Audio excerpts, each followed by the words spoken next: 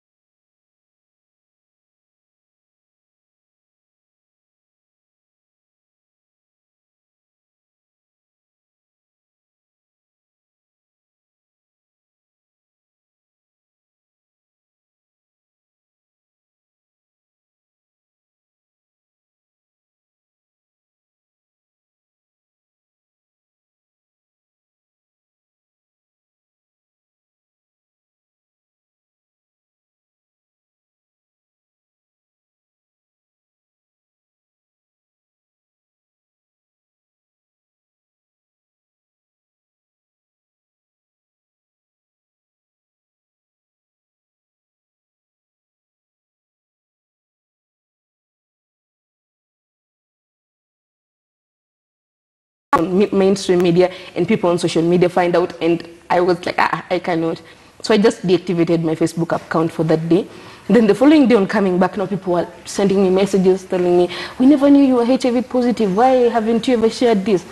And I'm like, now how am I supposed to answer this? And now at the bottom of the story, I had left my email.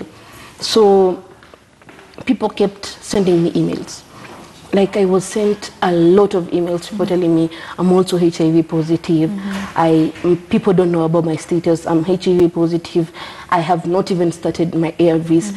And I realized that there is a gap. There is that because of the fear of the unknown that people have about HIV, then they are like, hey, no, we would rather keep quiet about our status. So you end up finding that there are people even on in marriages where one is positive, another one is negative, and the one takes the ARVs from the boot of their car because they don't want the other partner to know about it. So after that, I was like, let me just start sharing this story. So I just shared the first post, and the reception was so positive. I was like, kumbe, it was going to be like this. And after that, now media interviews started coming through, and I was always being called, and people were viewing and telling me their concern, and I was convinced that I was going in the right direction. So after that, I started an initiative, now according to my t-shirt, that is called I Am a Beautiful Story. So even on most of my social media posts, I always say I am a beautiful story and I am greater than HIV, because I want people to look at themselves beyond their story, beyond the fact that you're living with HIV, because HIV is a small virus. It just lives in your bloodstream. It doesn't live on your face or on your hands. It's not like if you look at someone, you're like, this one is HIV positive. Okay, there is that, but but then again, you can't really say, because most of the time it's just hearsay and rumors. So I wanted people to look beyond the HIV status and accept themselves, because the thing about HIV is, if you're not affected, if you're not infected, you're affected. So there is someone, maybe you don't know that person, but there is someone who is affected in a family, and maybe they're going through that denial, they're going through that phase, and they're afraid of coming out because they can't even tell family. You know, as I said, the first stigma I faced was from my family. Yes. And you see, the family is the first place you expect support from. So when you get stigmatized from family, even telling strangers becomes a huge problem. Yes. Because you're now like, if I tell them, what are they going to think about me? Are they going to think I am promiscuous? And now there's this thing about good HIV and bad HIV, where if I tell someone I was born with HIV, they're like, guy, Aki, sorry, it wasn't your wish, you're just like this. But then tell them I am HIV positive. The first thing is, how did you get it? You see? So that is what we're trying to break, that there is no good HIV and bad HIV. HIV is just HIV. Yeah. Yes, yes. We have about 10 minutes to go, okay. So I need to talk about relationships. Well, you both Kamboi, let me start with you, especially, with the circumstances in which you got infected. I don't know, have you dated? Are you dating? How has it been? Okay, first let me say that living with HIV has not been an hindrance on how I should live. So whether I will have a family or not, it's a must that I'll have a family. And it's not a must that maybe I'll get married to someone who is HIV positive. I can also get married to someone who is not living with HIV. And so far, I tried being in a relationship, but it really didn't work. So from there I decided, no, maybe I should do it now until after I clear school. Then I'll look into it. So it got again to some a few months ago. I tried again, but it was not working because I think I'm not ready as at now, because I'm still in school. So I want to clear school first. Then now what are you studying in school? I'm doing computer science. Computer science. Yeah. Okay, so is the reason why both relationships didn't work, is it because you're in school or because of your status? It's that I'm in school, so I can't be in school and at the same time being in a relationship. Yeah, it's going to interfere with my attention in school. Certainly. Yeah, so I've just decided that maybe I keep it on hold until when I'm done with schooling now. But in future, of course, yes, a wife and children. So being married or not, I'm going to get married. Okay. Yeah. Okay. Dorian? Why are you laughing? I am laughing because relationships are hard. They are for all of us. They are. Whether you're HIV positive or negative, yes, they are. Hard. And when you're HIV positive, it's even worse because now you have to go through the entire process of disclosing and telling this person, hey, I am HIV positive. And you really don't know whether they will accept you or not, you see. And some even just reject you, not because they know their HIV status, but because they think they're HIV negative, and they're like, hey, me and that lady, no, she's going to infect me. But then with the consistent taking of ARVs, relationships are possible.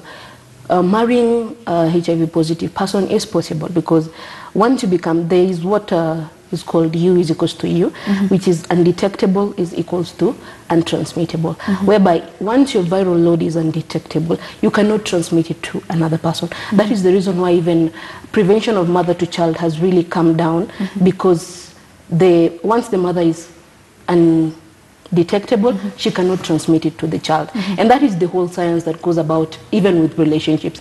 But now most people are like a person like me, when I tell someone, by the way, I'm HIV positive, they're like, you don't even look like you're HIV positive. Maybe you're an ambassador for telling people you're HIV positive so that they won't fear HIV. Yeah. But then in the real sense, I have been HIV positive my whole life.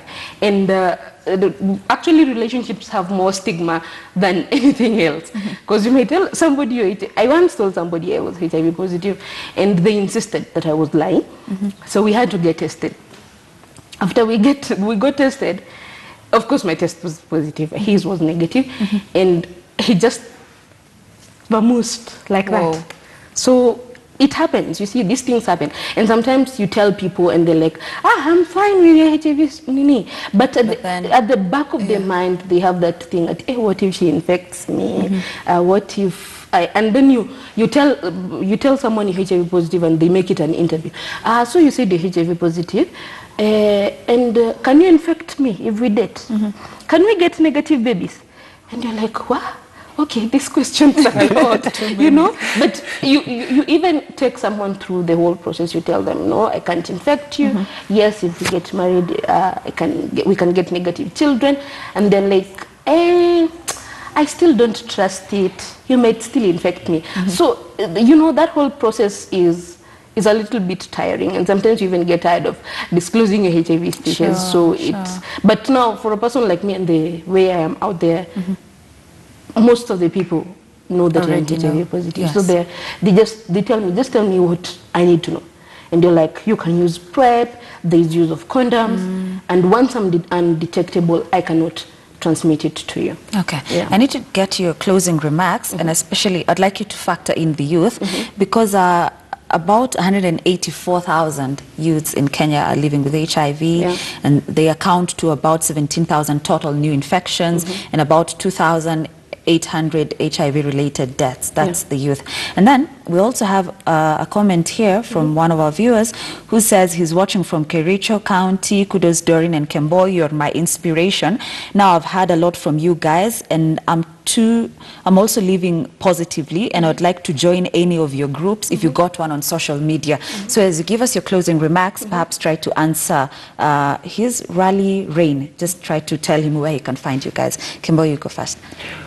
Okay, I'd like to urge the youth, especially now that I've said there is an advent of sponsors and sponsors, if there's a term like that, that you should actually avoid that. You know, they have a notion that when you have a sponsor or a sponsoress, they're ready to spoil you. But the fact is, they will literally spoil you. It's not it's not all about goodies and all that stuff. Yes. But what you might end up with is not what you actually appreciate.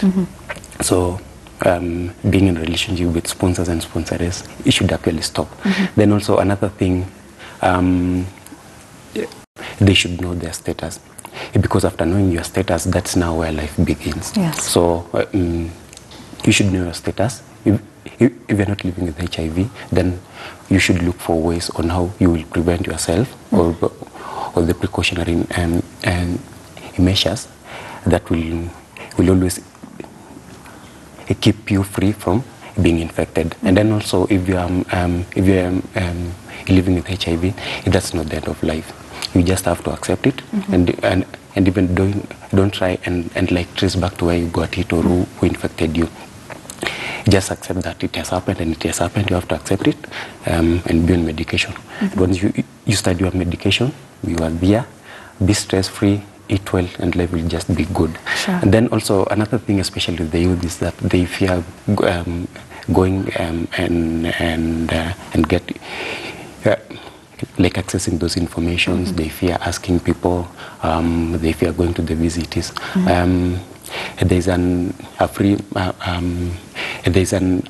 line that you can always access. You call for free. That is 1190. Yes. You can call that free. That line for free from 8 a.m. to 10 p.m. At night, and you will be assisted. So feel free to call 1190. You'll be assisted on the next step. Sure. Yeah. And how do people reach you if there's anyone who wants to talk to you? I think they can reach me on the social media, on Facebook.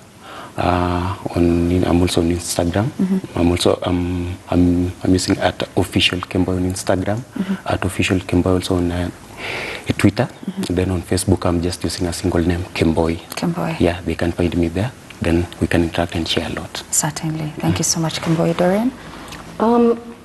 To the youth, especially, there's a notion among young girls that I would rather be HIV positive than be pregnant. If you're pregnant, you're only pregnant for 9 months. After that, the child starts to grow. Before you know it, the child has graduated.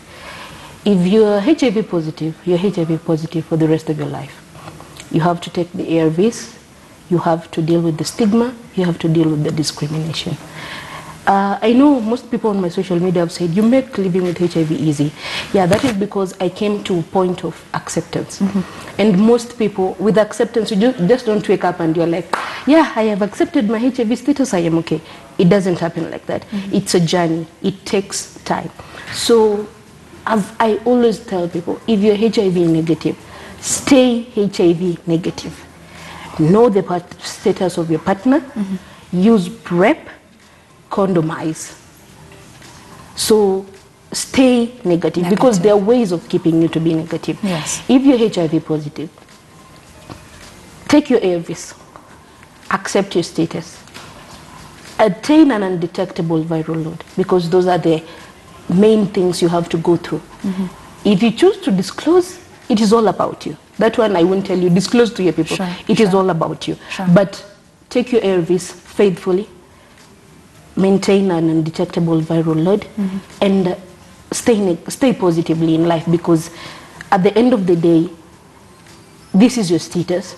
You're not going to change it. And let nobody lie to you at ho, there is a queue, I don't know where, ho, there is Sijui, a televangelist Sijui, where I have done all those. And I am to Tanzania. So I always tell people, you are a beautiful story. Yes. And you are greater than HIV. And don't let a small virus like HIV limit you. You can get married, you can marry, you can